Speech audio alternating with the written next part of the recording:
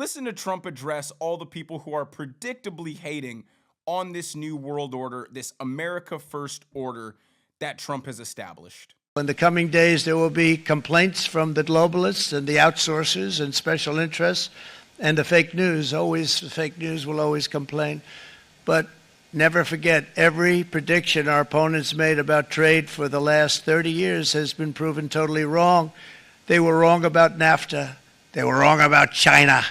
They were wrong about the Trans-Pacific Partnership, which would have been a disaster if I didn't terminate it. If I didn't terminate that, United Auto Workers, you would have had no jobs in this country. You would have had no jobs.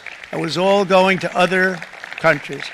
So yeah, the entire world is mad because we're moving away from the globalist world order, where we decided we're too good to engage in physical labor. We outsource that to the third world. We're smart, we're intellectual, we command high wages, so we have to do above the shoulders work that yield a higher return on our time. But we soon found out that, hey, guess what? A country still needs to be able to build things, especially the most essential things it needs to survive. And people are like, well, this world order was established by the United States after World War II. Well, hey, it worked then. We needed to rebuild a destroyed world and help enrich other countries who would be our allies, because then we would have more trading partners, which would make us richer. It was fine back then, but we didn't foresee one of the countries that we let into this world trade order, being China, to turn around and become extremely adversarial. The whole idea of free trade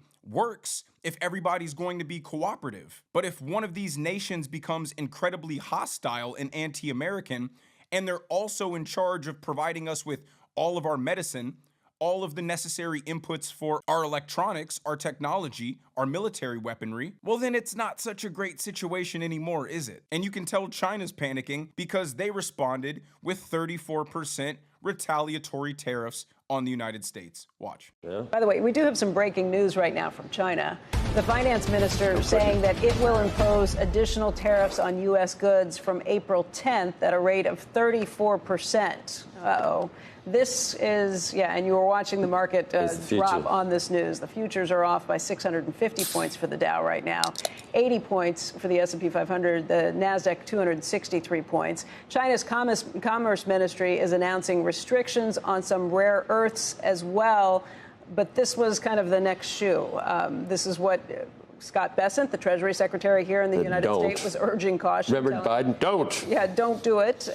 Telling other countries to not put retaliatory tariffs back. But it sounds like that is exactly what China is going to be doing. So you can watch things ratcheting up right now. For what? The funny thing about China is we buy like $450 billion a year of stuff from them, and they buy like $150 billion of stuff from us. So if each of us buy 50% less, you're talking about a $200 billion decrease for them and only a $75 billion decrease for us. And they don't really buy much of our stuff anyway. Yeah, they buy like a lot of farm goods, but with all the new tariffs we've placed across Europe and other places, our farmers will just make up for that by selling more domestically. China is an export economy.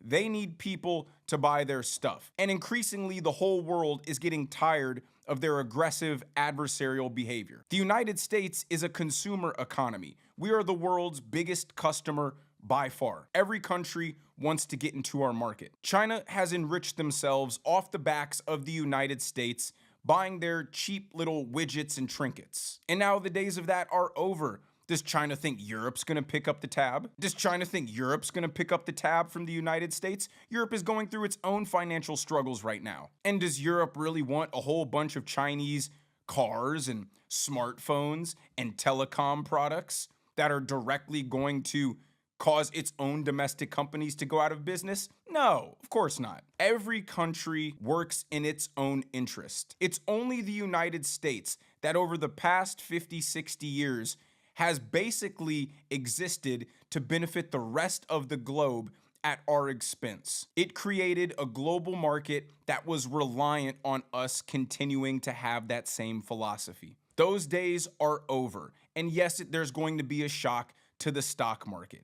Yes, there's going to be an immediate shock to maybe some of our imports getting more expensive. But we are the United States of America.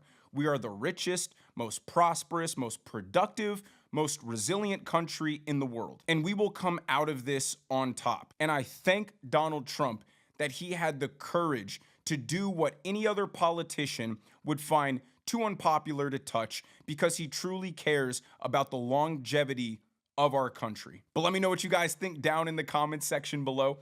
If you enjoyed the video, make sure you hit that like button. Make sure you subscribe to the channel if you have not already.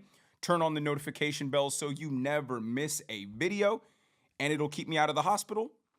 And I'll see you guys in the next one.